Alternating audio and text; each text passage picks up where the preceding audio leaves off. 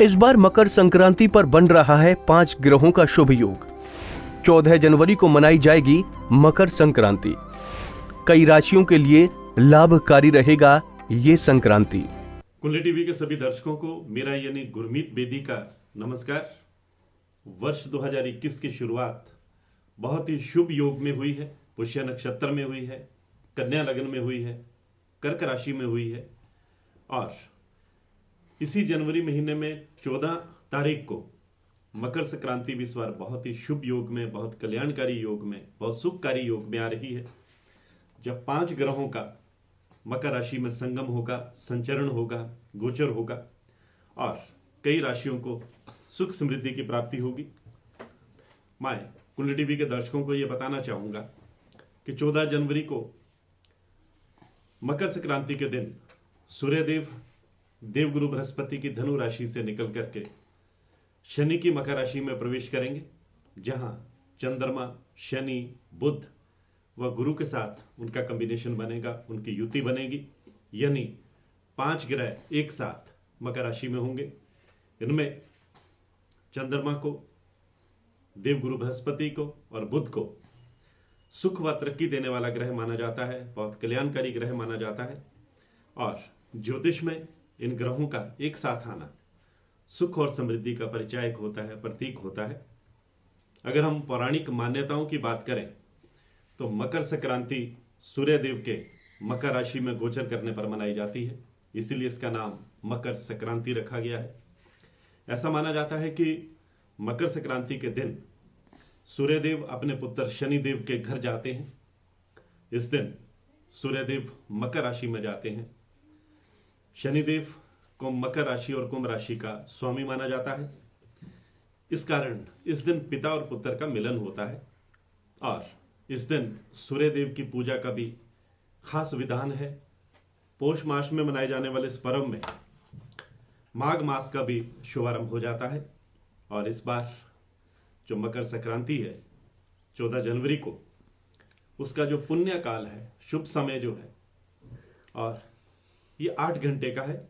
सुबह 8:30 बजे से लेकर शाम 5:46 तक मकर संक्रांति का पुण्यकाल रहेगा।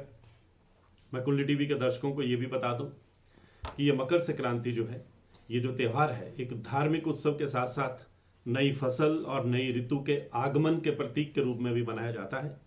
यहाँ ये भी महत्वपूर्ण बात है कि मकर संक्रांति की तारीख हर साल एक ही दिन यानी 14 जनवरी ही रहती है। 14 जनवरी को ये मनाई जाती है और इस बार पहली बार बहुत सालों बाद मकर संक्रांति के दिन 5 ग्रहों का एक दुर्लभ योग, संयोग और शुभ योग बनने जा रहा है।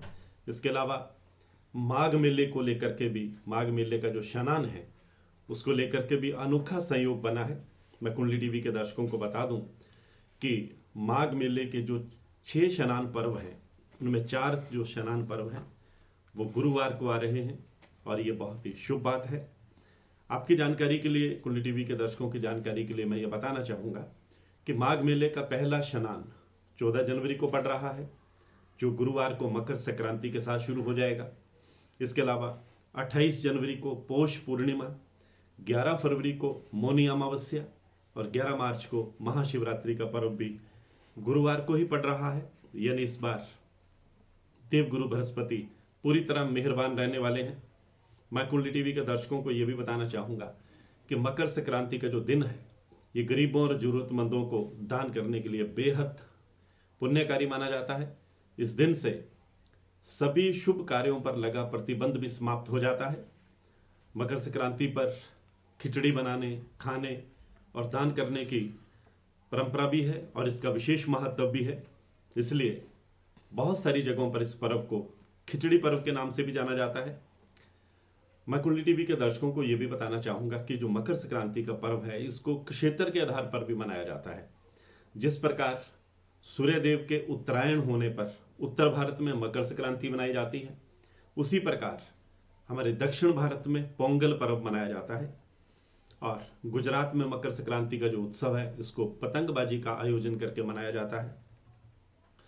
मकर संक्रांति के दिन किसी पवित्र नदी में स्नान करना बहुत शुभ माना जाता है। सरोवरों में स्नान करना बहुत शुभ माना जाता है। यदि आप किसी पवित्र नदी या सरोवर में स्नान नहीं कर पाते हैं तो आपको घर पर ही पानी में तिल और गंगा जल डाल करके स्नान करना चाहिए, शुभ रहता है।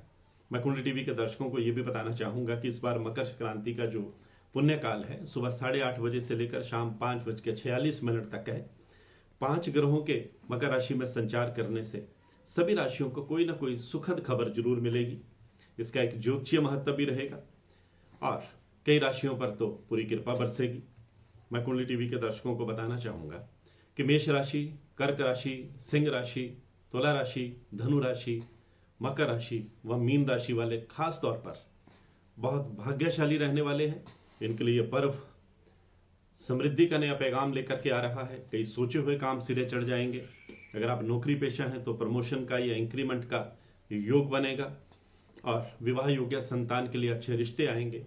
बिजनेस में भी आपको काफी लाभ होगा।